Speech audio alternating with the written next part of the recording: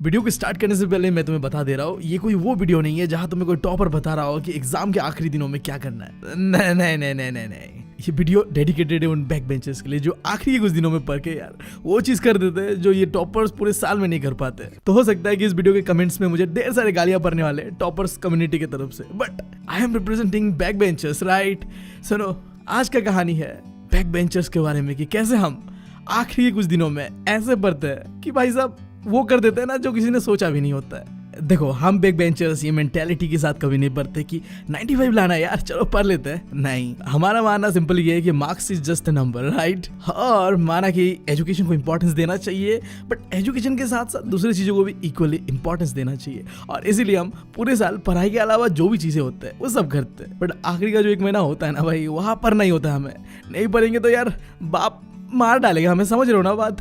तो जब बात जान पे आता है ना तो हम ऐसे पढ़ते हैं ना, ऐसे पढ़ते हैं ना भाई, 95 आ ही जाता है भाई, समझ रहे हो ना बात। अब तुम ये सोच रहे होगे कि ये बैक बेंचर सही में कैसे पढ़ते हैं कि इतना कम समय में पढ़ने के बावजूद भी वो अच्छा मार्क लेके आते हैं टॉपर से भी, भाई साहब जिन्होंने पूरा साल किताब को चाटा है। अरे कैसे? देखो, आज मैं वही चीज तुम्हें बताऊंगा। सो स्टार्ट करते हैं वीडियो को। हाँ देखो, चाहे तुम्हारा सिलेबस यूपीएससी की तरह इतना लंबा हो कि पढ़ते पढ़ते तुम थक जाओगे बट सिलेबस खत्म होने का नाम नहीं लेगा, या फिर तुम्हारा सिलेबस क्लास 10 का हो जो कि भाई साहब हो जाता है यार कंप्लीट, इतना बड़ा है नहीं। साइंटिफिकली देखो तो दो तरीका ऐसा है जिससे तुम सिलेबस को कंप्लीट कर सकते हो। पहला तो देखो, तुम्हें सारे टॉपिक्स का एक हॉरिजॉन्टल अंडरस्टैंडिंग होना जरूरी है, या फिर vertical understanding of topics.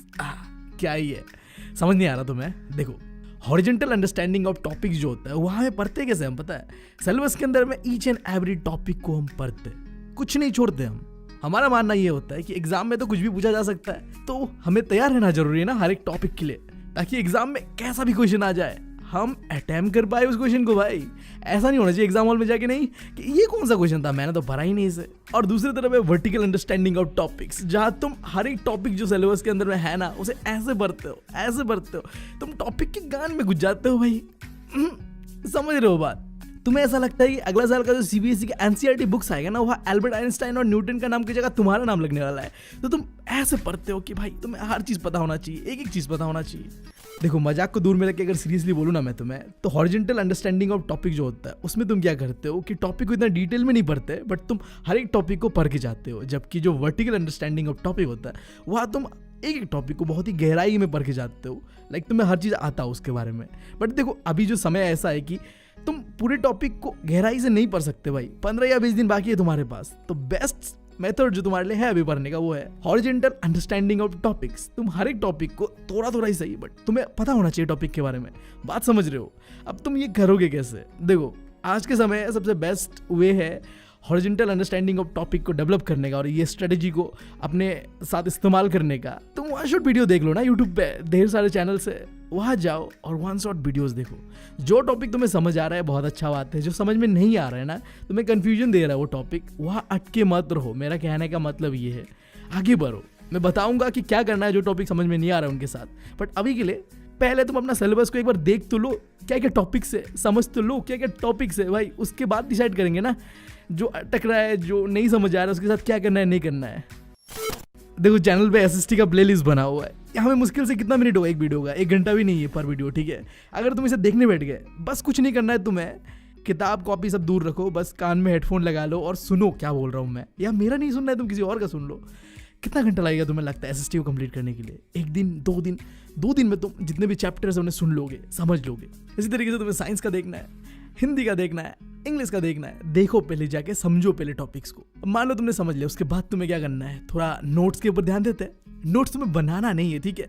Notes जो मैं तुम्हें प्रोवाइड कर रहा हूँ या कोई भी तुम्हें यूट्यूबर प्रोवाइड कर रहा है ना, उन्हें रीड आउट करो। उससे भी तुम्हें एक समझ आएगा कि अभी अभी जो मैंने तुम्हें बताया है वो क्या चीज़ें मैंने बताया है। तुम एक बार जब रीड आउट करोगे तुम्हारे दिमाग में वो चीज़ जाएगा।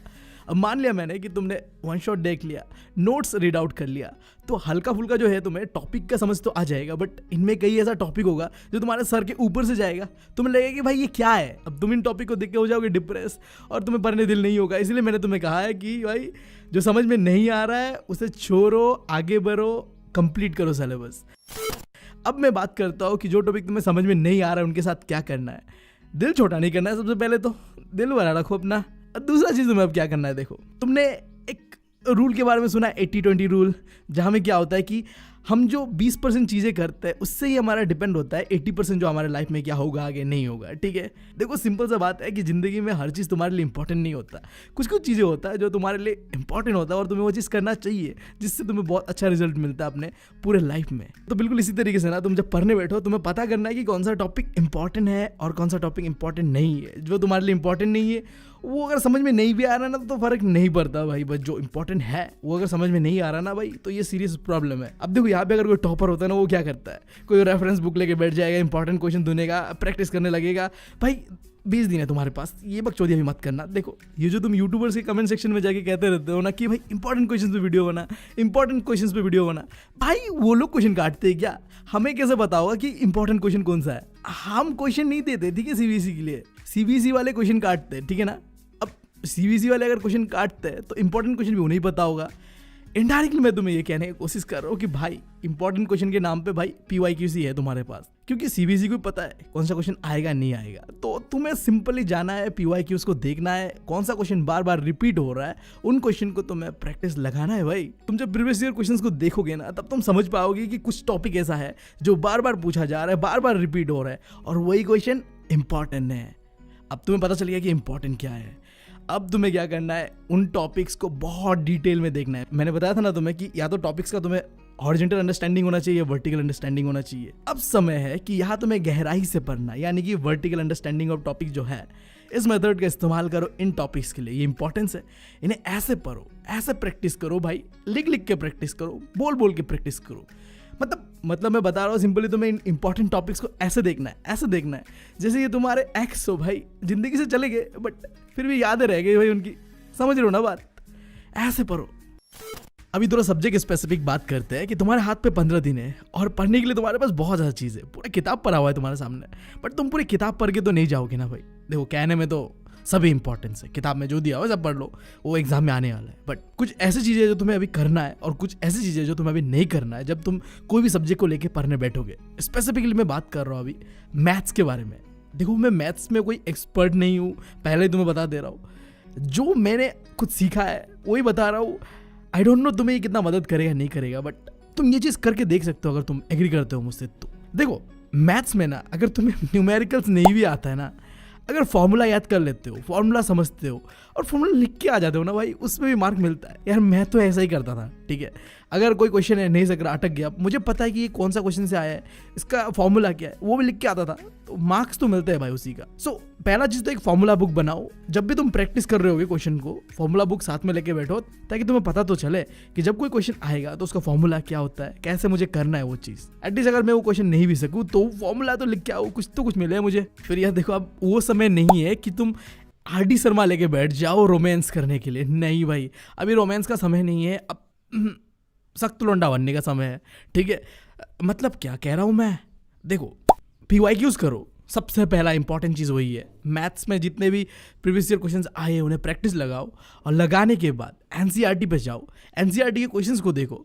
और देखो ये मेरा पर्सनल एक्सपीरियंस के साथ मैं तुम्हें बता रहा हूँ। आई डोंट नो मैं सही हूँ या नहीं हूँ, ये तुम मुझे कमेंट में बता सकते हो। जब मैंने प्रीवियस ईयर क्वेश्चंस को मैथ्स का जो एनालाइज किया, मुझे एक चीज़ पता चला कि तुम्हारे जो ये NCERT के अंदर में एग्जाम्पल्स है ना भाई, इसी से इनडायरेक्ट क्वेश्चन काफ़ी बार पूछा गया है। तो यार हो सके ना तो ये एग्जाम्पल्स जो होते हैं ना उन्हें देखना, उन्हें प्रैक्टिस करना, क्योंकि डायरेक्टली नहीं पूछा जाएगा मुझे भी पता है, बट इनडायरेक्टली पूछा जा सकता है यहाँ से। तो हाँ तुम देख सकते हो। खैर ये तो था मैथ्स के बारे में थोड़ा बहुत। अब अगला बात करते हैं SST का। देखो ये एक सब्जेक्ट है जिसमें तुम्हें बिल्कुल रट्टा मारने की जरूरत नहीं भाई। अगर तुम बस किसी ने कुछ कह दिया वो सुन के भी अगर तुम जाकर लिख दोगे ना भाई, मार्क मिलेगा तुम्हें। बस तुम्हें लिखना आना चाहिए। कैसे लिखना है, पॉइंट वाइज, ऑब्वियस सा बात है। आंसर राइटिंग के ऊपर अलग से स्ट्रेटेजी वाला वीडियो आएगा। अभी मैं ये कहने की कोशिश ये कर रहा हूँ तुम्हें, देखो वन शॉट देख लोगे तुम्हें एक अंडरस्टैंडिंग हो जाएगा टॉपिक लो का, जिससे कि तुम कुछ भी आए तो हल्का फुल्का तो लिख पाओगे ही। अब यहाँ में एक चीज़ इंपॉर्टेंट ये है कि देखो कुछ ऐसी चीज़ें जो तुम्हें बिल्कुल नहीं छोड़ना है, आसानी से मार्क दे सकता है, कुछ मेहनत है नहीं, लाइक मैप्स, ठीक है। अब मैप्स के ऊपर मैं एक डिटेल एनिमेटेड वीडियो लाने वाला हूँ भाई साहब। ऐसा वीडियो होगा ना पूरे इंटरनेट पे तुमने वो वीडियो कभी देखा नहीं होगा। एनिमेशन होगा, क्यों नहीं होगा भाई साहब, हर चीज़ होगा वहाँ, ठीक है। तो थोड़ा रुक जाओ, काम चल रहा है उस पर, बस एक बार देख लेना वो वीडियो और एग्जाम हॉल तक तुम्हें याद रहेगा वो चीज़। तो उसका जिम्मेदारी मैं ले रहा हूँ। उसके बाद हिस्ट्री का बात करते हैं, डेट्स। तुम्हें एक टाइमलाइन बनाना है जिससे कि डेट्स को तुम मेमोराइज कर पाओ, कनेक्ट कर पाओ। देखो डेट्स को याद करना ना कॉम्प्लिकेटेड चीज़ है क्योंकि वो नंबर्स है, बट अगर तुम नंबर्स को कनेक्ट कर पाओ ना कि चलो ये इवेंट को ये हुआ था तो उसके आसपास कोई इवेंट है तो वहाँ क्या हुआ था, इस तरीके से अगर तुम कनेक्ट करते हो ना तो नंबर्स तुम्हें आसानी से याद रह सकते हैं। समझ रहे हो मेरी बात? नंबर्स को याद करना मुश्किल है बट उन्हें अगर कनेक्ट कर दो तो आसानी से तुम्हें वो याद रह जाएगा। और आखिर जो चीज़ है कि प्रैक्टिस करना जरूरी है भाई। SST में बना के लिखना होता है बट कैसे बना के लिखोगे? जब तक तुम खुद लिखने नहीं बैठोगे तब आइडियाज़ नहीं आएगा ना तुम्हारे दिमाग में कि लिखना कैसे है। ऐसा तो नहीं है कि तुम बस सुन के जाओगे और एग्जाम हॉल पे जाकर लिखना शुरू कर दोगे। पहला 1-2 दिन लगा के चैप्टर्स को समझो, उसके बाद हो सके तो तुम जो NCERT के अंदर में कुछ क्वेश्चंस है उन्हें प्रैक्टिस करो, PYQ उसके अंदर में जो क्वेश्चंस है उन्हें देखो और खुद भी प्रैक्टिस करने का ट्राई करो कि पॉइंट वाइज लिखता हो। अगर 4 मार्क का है तो कितना लिखना है, 5 मार्क का है तो कितना लिखना है, लाइक थिंग्स। ठीक है, फिर यार बात करते हैं साइंस का। 1 शॉट देखोगे, कॉन्सेप्ट क्लियर हो जाएगा। अब आ जाना, नोट्स देख लेना, हल्का फुल्का रीडिंग हो जाएगा। अब देखो साइंस के अंदर सबसे खास बात ये है कि डायग्राम बहुत ज़्यादा है और ये डायग्राम अगर तुम बनाने सीख गए, एक्सप्लेन करने सीख गए ना तो इसी से तुम फिर पॉइंट बना के तुम लिख भी सकते हो इसके बारे में थोड़ा बहुत। ठीक है, तो एक्स्ट्रा मार्क देगा अगर तुम डायग्राम्स को स्पेसिफिकली ध्यान दो। मान लो कोई टॉपिक समझ में नहीं आ रहा है तो डायग्राम याद कर लो और डायग्राम में तुमने जो समझा वही पॉइंट चिपका दो भाई साहब, कोई प्रॉब्लम नहीं है इसमें। ठीक है, वहाँ में जो CBSE वाले बैठे हुए वो तुम्हें जज इससे नहीं करेगा कि किताब में जैसा है तुमने वैसे क्यों नहीं लिखा है। तुम समझे ना बात को, डायग्राम बनाया तुमने, डायग्राम को अपने अंडरस्टैंडिंग के हिसाब से एक्सप्लेन किया, मार्क मिलेगा भाई तुम्हें। बात समझो, तो एक भी डायग्राम को छोड़ना मत। अब दूसरा चीज़, अगर तुमने सैम्पल पेपर देखा होगा तो तुम एक चीज़ नोटिस कर पाओगे, साइंस के अंदर में जो एक्टिविटी बेस्ड क्वेश्चंस है ना वो भी दिया है। तो हो सके तो एक्टिविटीज़ को मत छोड़ना भाई। एक्टिविटीज़ के ऊपर भी मैं कोशिश करूंगा कि सेपरेट वीडियो लेके आओ, तुम्हें समझाओ, और अगर इंटरनेट पे भी तुम्हें दिखे ना वीडियोस तो एक्टिविटीज़ को पूरी तरीके से देखना। और अगर तुम कहोगे ना कि भाई तूने तो बताया नहीं कि साइंस में भी तो आंसर राइटिंग प्रैक्टिस करना है ना, मैं यहाँ नहीं करूँ क्या? अरे करो ना यार, क्यों नहीं करोगे तुम?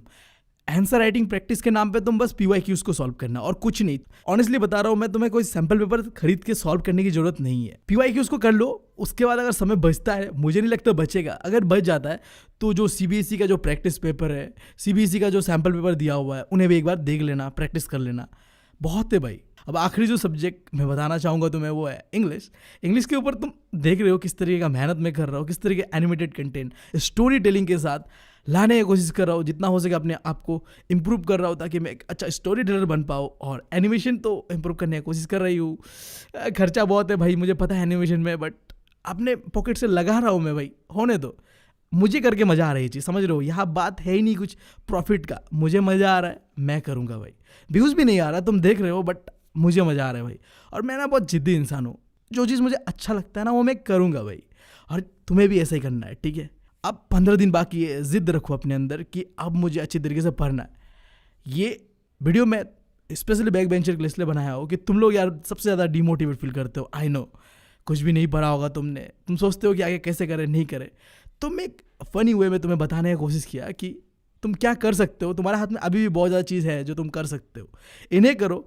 जो चीज़ें अभी तुम्हारे हाथ पे नहीं है उनके बारे में मत सोचो मेरे भाई, जो चीज़ें हैं उन्हें करो और देखो अल्टीमेटली रिजल्ट अच्छा ही आएगा। और अगर नंबर्स आगे पीछे हो भी गए ना भाई तो दिल छोटा नहीं करते, 10 का मार्क्स कोई मैटर नहीं करता। ठीक है, ज़िंदगी में अगर कुछ बनना है ना तो भाई एक चीज़ बनो, वो है क्रिएटिव इंसान। खैर यार, यही था आज का वीडियो, काफ़ी लंबा हो गया आई नो, बट उम्मीद है कि तुम्हें कुछ सीखने मिला होगा, कुछ समझे होगे तुम। और अगर तुम कुछ इसी तरीके का वीडियोस आगे देखना चाहते हो तो यार लाइक कर देना, कमेंट कर देना। Thank you, love you all.